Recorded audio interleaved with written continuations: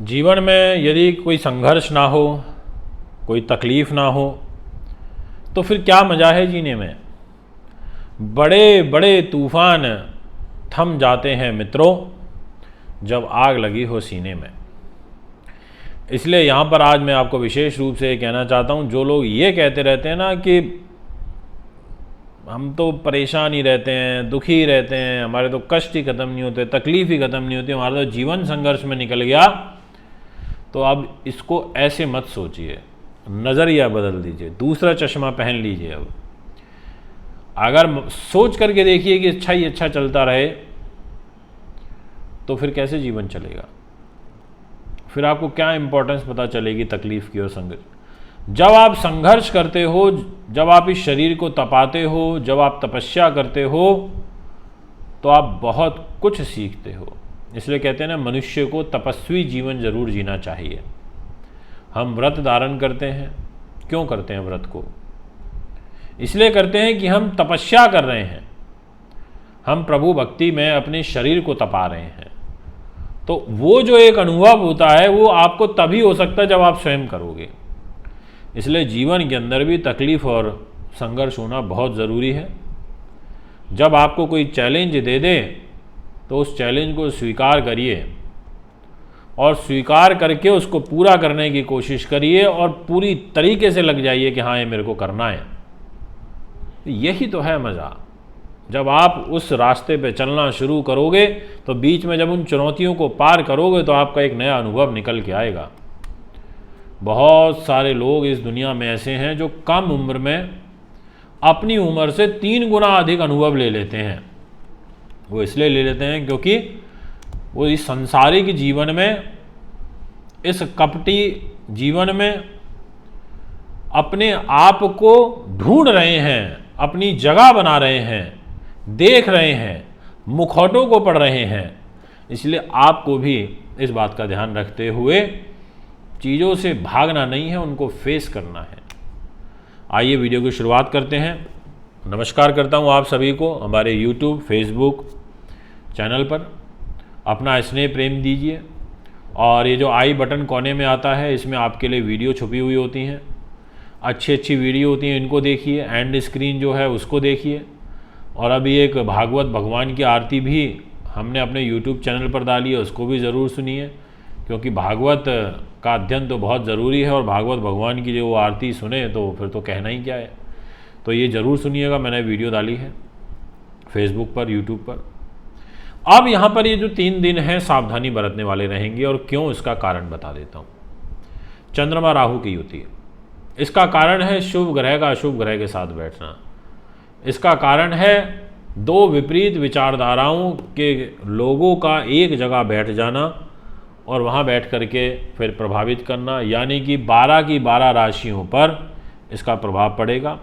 और एक उपाय आपको करना है, वो मैं आपको वीडियो में बताऊंगा, आखिरी में बताऊंगा या मिड पार्ट में भी बता सकता हूँ। वो सभी 12 राशियों को करना है।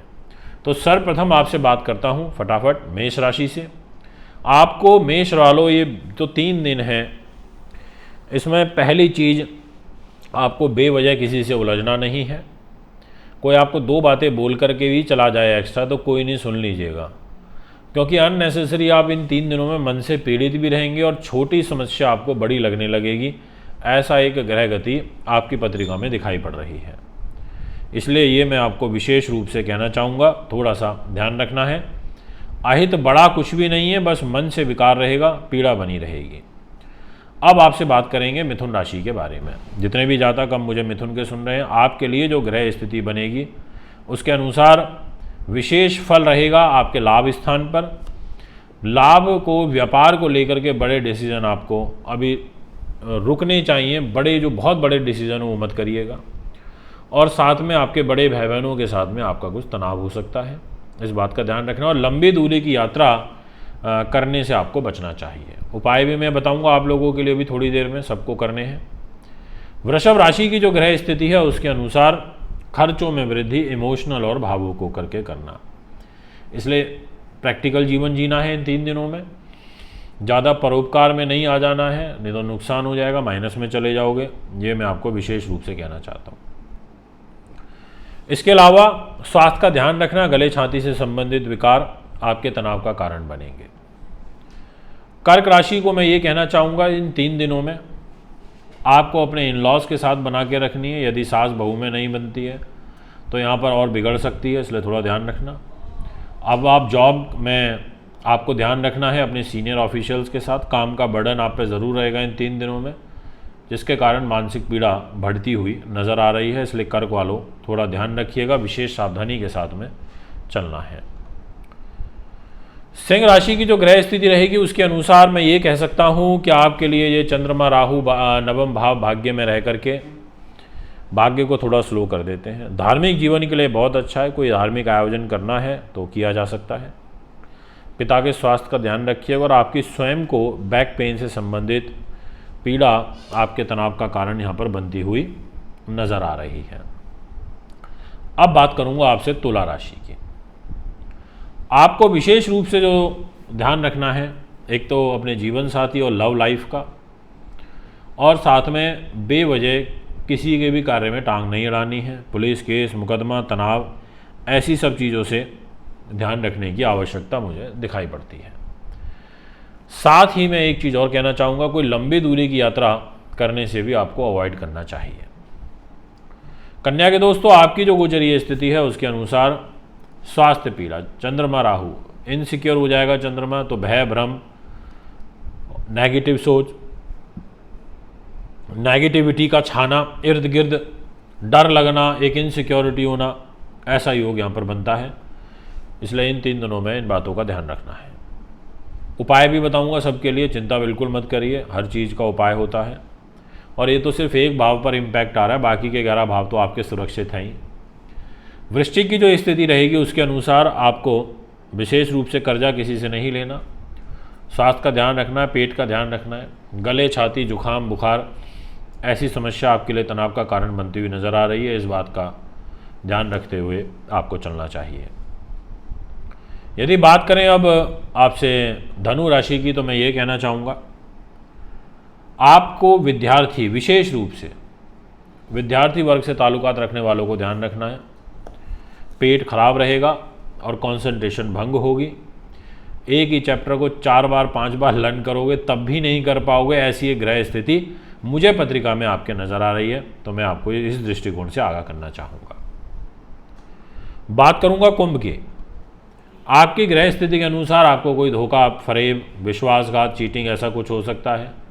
ज़्यादा सोशल सर्कल से अभी मैं नहीं घुलना चाहिए, मतलब ये 2-3 दिन थोड़ा दूरी ही बना करके रखें, ये मैं आपको विशेष रूप से कहना चाहता हूँ। मकर राशि से मैं ये कहना चाहूँगा कि जितने भी अभी दोस्त मेरे साथ जुड़े हुए हैं मकर वाले, उनको मन में भय भ्रम रहना, माता के साथ तनाव रहना, माँ का स्वास्थ्य खराब रहना, उस बात का विशेष ध्यान रखना, सुख सुविधाओं में कमी होना, ऐसी एक ग्रह स्थिति यहाँ बनती हुई नज़र आ रही है। जितने भी जातक मुझे मीन के सुन रहे हैं, आपके लिए जो गोचरीय स्थिति रहेगी उसके अनुसार धन के लेन देन, परिवार में मतभेद, वाणी विकार, ऐसा एक ग्रह गोचर पत्रिका में बन रहा है जो आपके लिए ठीक नहीं है। इस बात का ध्यान रखना है। अब उपाय जो आपको करने हैं यहाँ पर विशेष रूप से तो राहु के दान करने हैं, काली चीज़ों का दान करना है, आपको इलायची का दान करना है, आपको काली मिर्च जो होती है उसका दान करना चाहिए, आपको विशेष रूप से काले चने का दान करना चाहिए, ओम राम राहवे नमः का जाप करना चाहिए, भैरव जी की पूजा करना चाहिए, भैरव चालीसा आपको पढ़नी चाहिए, और सफ़ेद रंग के वस्त्र इस दौरान सभी 12 राशि वालों को ज़्यादा पहनने चाहिए। क्रीम कलर से, वाइट से रिलेटेड जितने भी शेड होते हैं उनको आप अपने शरीर पर ज़्यादा धारण करिएगा, ये भी मैं आपको विशेष रूप से कहना चाहूँगा। तो दोस्तों, ये है सभी की सभी 12 राशियों का प्रभाव। मैं लुधियाना, जालंधर और अमृतसर में अवेलेबल रहूँगा। इस अक्टूबर महीने में आप मुझे वहाँ भी कुंडली बनाने दिखाने के लिए मिल सकते हैं। अभी ज़्यादा चाहूँगा। नमस्कार, धन्यवाद।